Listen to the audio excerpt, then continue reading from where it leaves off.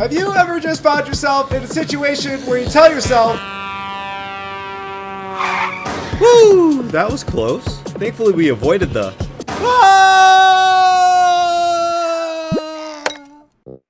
oh hey, you must be the 3 o'clock.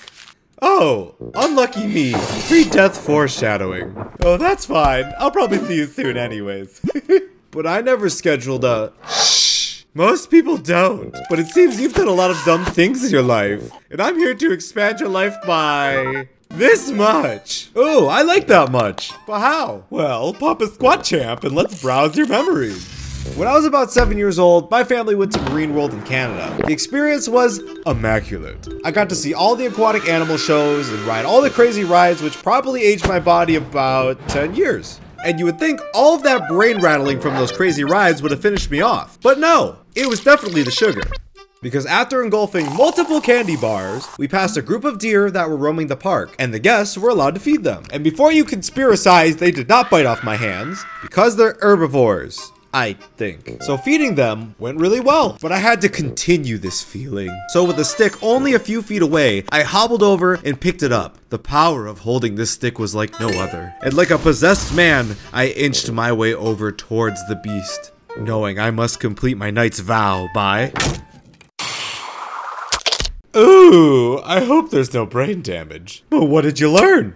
The Fitness Gram Pacer test is a multi-stage aerobic capacity test that progressively gets more difficult as it continues. Whoopsie! Let's try something more deeper. Around middle school, I, like many other young dumb kids, always found themselves wrestling for no reason. This was definitely not due to the fact that wrestling was literally everywhere on TV, and our young childhood minds easily believed that our 14-year-old bodies were just like the jacked guys we saw on TV. But hey, since we still couldn't distinguish the line between fantasy and real life, I found myself ducking a clothesline and slamming my friend into the mat on our makeshift ring. But hey, we struggled for a bit, and I eventually found a way to leverage him into a pin position and secure the, oh my god, Bob, what is this entering the ring? Oh my god, it's Johnny Ranger himself! Just look at him always being a crowd pleaser. Here's your teeth. I love you, Johnny! And due to bad scripting, that menace approaching the ring was my canon tag team partner. On top of this, he came equipped with not a chair, but a Wii remote, which is basically the equivalent to a chair, I guess. But he eventually works his way down to our blind spot in the ring. And with utter confidence, he reels back and swings the remote right into... So, what you learn? Betrayal hurts. Not the lesson I thought. And you know what the worst part of this all was? The Wii remote wasn't even meant for my butt. It was meant for the other guys. He just missed. With human error. Like legit, why did we even use a Wii remote? Like, I would have taken a chair. At least that's blunt damage and not piercing. And I still can't figure out a good reason to play Wii Sports with the Wii remote between my butt cheeks. Huh, frustrating. Ugh.